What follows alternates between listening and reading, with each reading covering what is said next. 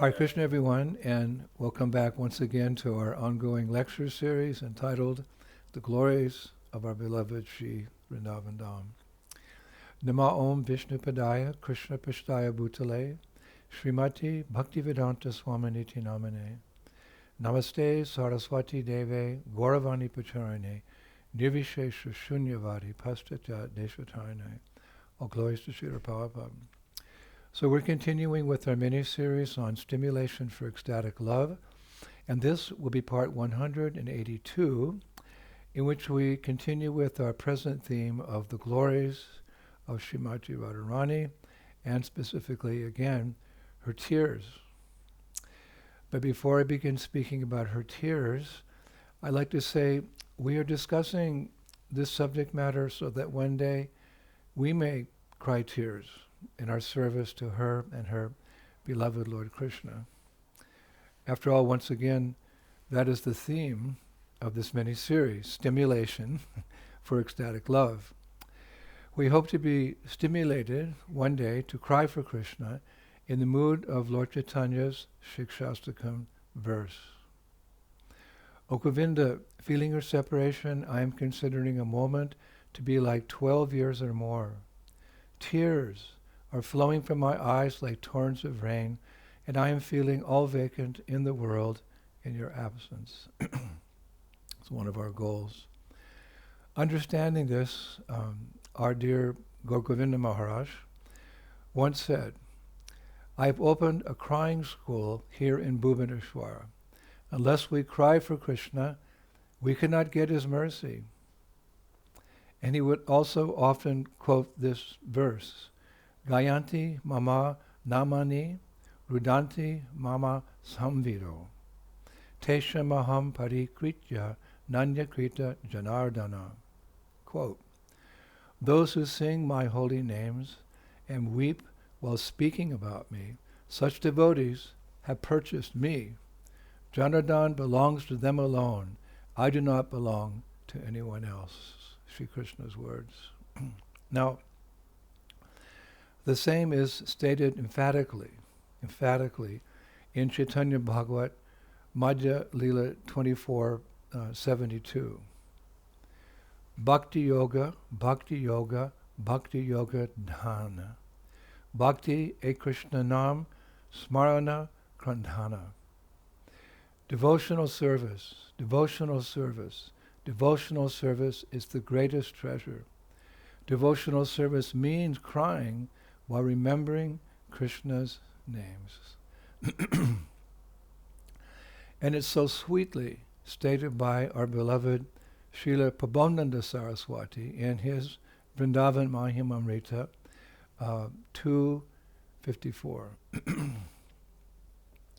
Falling on the ground with the voice of painful weeping, offering respects to the friend of his life, putting grass in his mouth, pleading pitifully 1,000,000 times for a merciful glance of the divine couple, remaining at the base of a Vrindavan tree, placing his cheek on his left hand, shedding tears, this most fortunate person spends his days and nights. This most fortunate person spends his days and nights crying.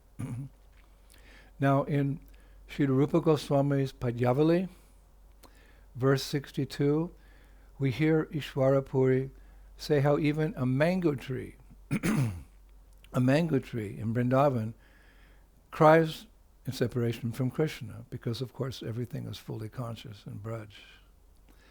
Here's the verse. Hey Mukunda, see how this mango tree in Vrindavan, just by remembering you, is bewildered in prema. It is dancing in ecstasy. Its branches are swaying in the breeze. It is sweetly singing your glories through the humming of these bees. It is weeping through the rasa dripping from its flowers, and its newly sprouted leaves are its hairs standing on end. This unconscious tree is melting in love for you. O Krishna, you are dearer to me than my own life. So why am I so unfortunate that even your name does not come to my heart? We heard so many tears there as well. Crying, crying, crying. Now, moving on. Recently, I've come across two very beautiful verses describing Sri Radha's tears that I would like to share with you. My greatest pleasure. First of all, from Ujvala Nilamani, 442. This verse is spoken by a maidservant of Srimati Radharani. O Krishna, holder of the flute, Sri Radha's tears have fallen so profusely that it seems she has doubled the waters of the Jamuna river. Her golden complexion has faded, becoming pale and radiant like a moonstone at the same time. Her voice is choked with emotion, and only fragments of words escape her lips. Her body blossoms with hair standing on end, like a kadamba flower in full bloom. She trembles helplessly, like a delicate banana tree swaying in a fierce wind. Yet somehow, sustained only by love and remembrance of you, she continues to endure. More tears, Sri Radha's tears. And secondly, from Sri Rupa Goswami's Padyavali, again, this is verse 325. O Sakis, when my beloved said, I am going to Mathura, I heard his words with complete confidence, never imagining he would truly leave. As he departed, he repeatedly turned back to glance at me, yet I ignored him, thinking his departure is impossible. Now I've returned to this house, empty of his presence, but my life air still refuses to leave my body. Just see my hypocrisy, Sri Radha says. So attached am I to my own life that I continue to live, and now I shed tears as if I truly loved him. And now I shed tears as if I truly loved him. Vrindavaneshwari Srimati Radharani ki jai. Now for a pastime. This following pastime is described by the famous Brajbhasi devotee and poet known as Kishore Das. Actually, his name's Kishori Das. Kishori Das. He entitled the poem, The Union of Love. The Union of Love.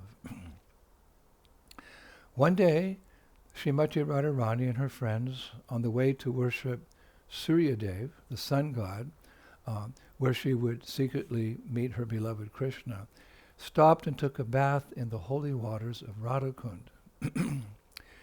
The crystal clear waters glistened upon her transcendental form, and as her dear friends carefully dressed her for the worship ceremony, they covered her upper body with the beautiful white silk cloth, adorned her with necklaces of sandalwood beads, and wrapped a rainbow-colored silk sari around her waist. A rainbow-colored silk sari around her waist. Then a yellow veil was placed upon her head, and upon that veil they placed a beautiful golden water pot filled with fragrant water to be offered as arghya to the sun god. Her friends also prepared a beautiful worship tray, or a tray that she would use in worship, filled with sacred items like ghee lamps, durva grass, tulsi leaves, flowers, gold coins, chandan, incense, and the other thing, turmeric.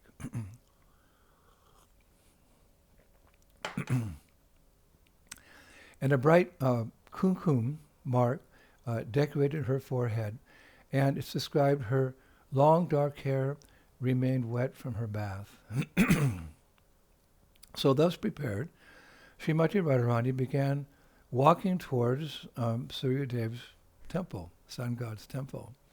And it's described her eyes sparkled with devotion, her heart was softened with humility, and her lips softly recited prayers to Suryadev.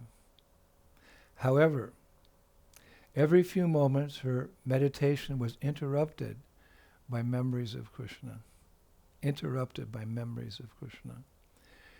And one moment she focused upon the radiant form of the sun, but the next moment the dark rain cloud-like form of Shamsundar would appear in her heart and concealed that brilliant sun from her vision.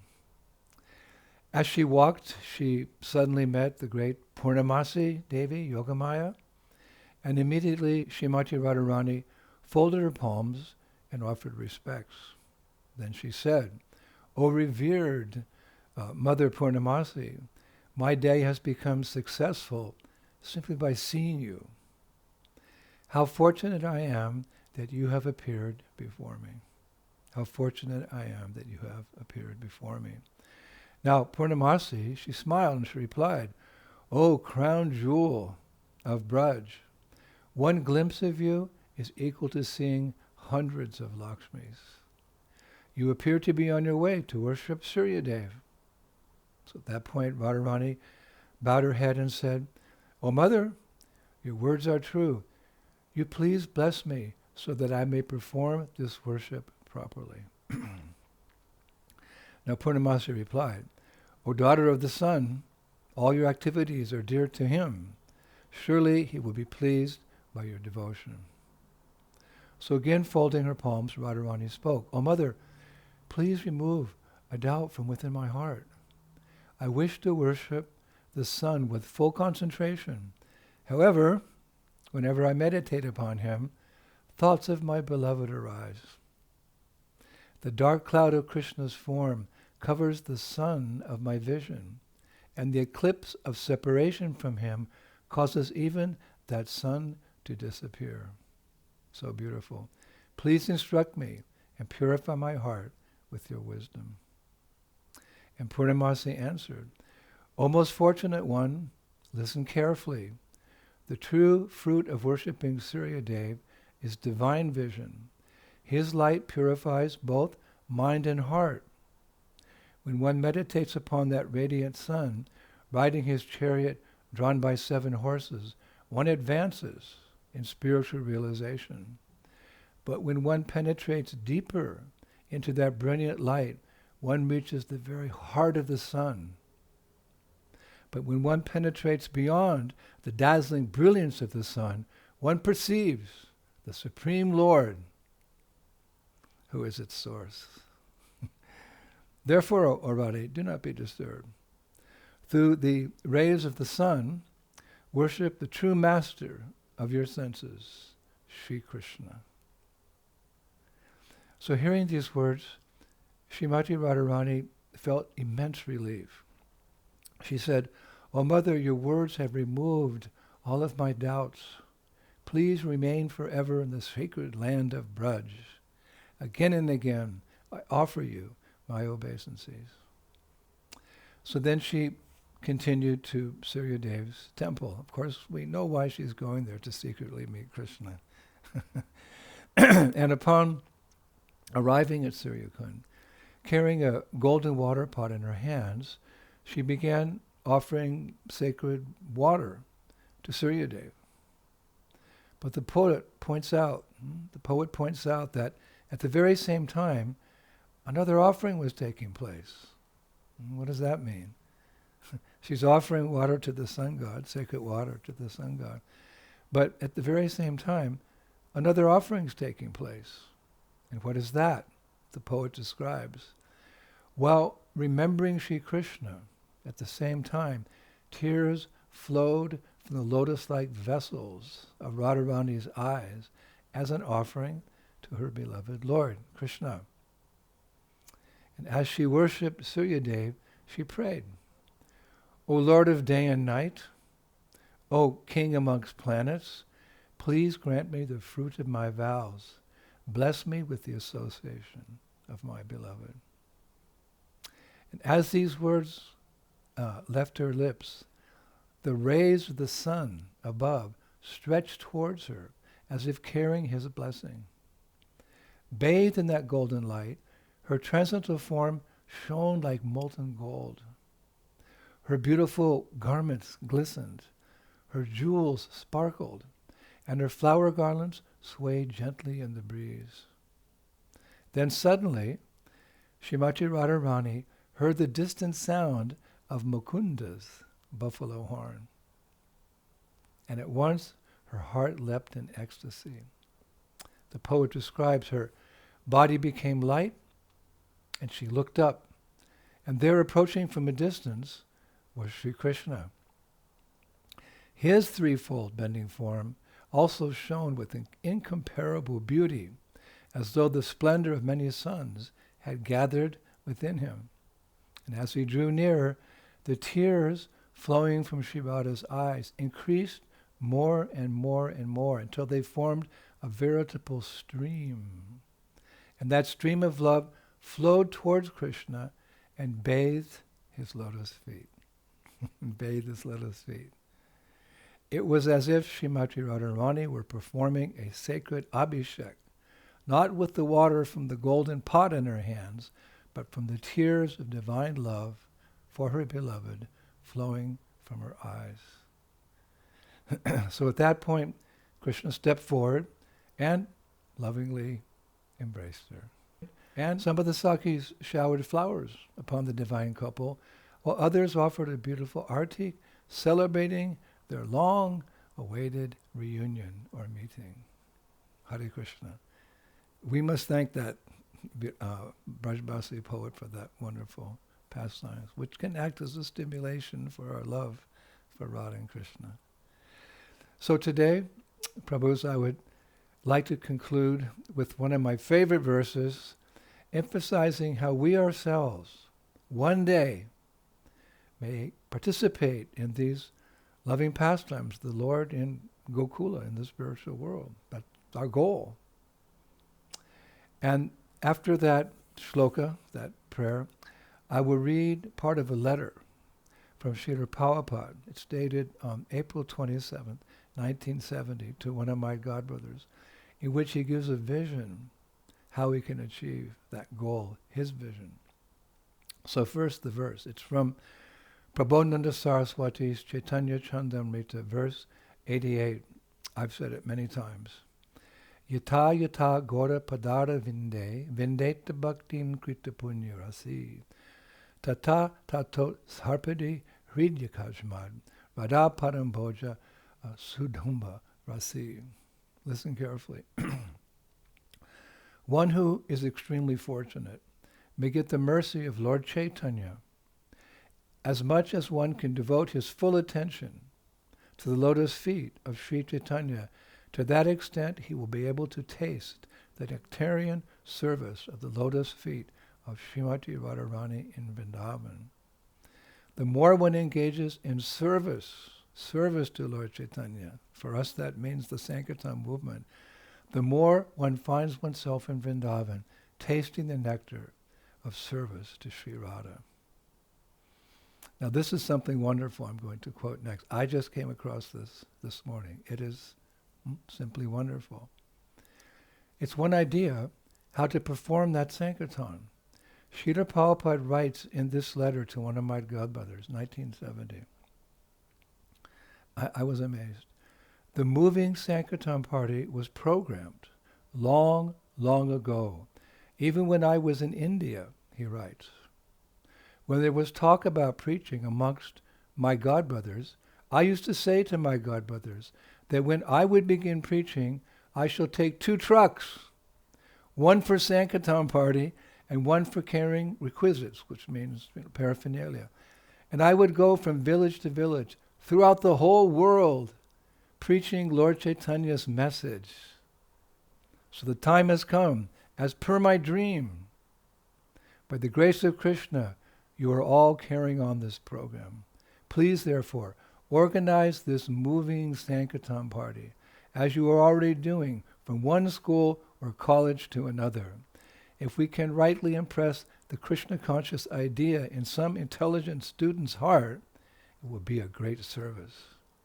Perhaps sometimes after, I will request you to go to India and execute this program in the student community there. how broad was Prabhupada's vision. What a wonderful aspect of the Sankirtan, a roving Sankirtan party. First time I ever read that, and I'm so happy to share it with all of you. Prabhu, thank you so much.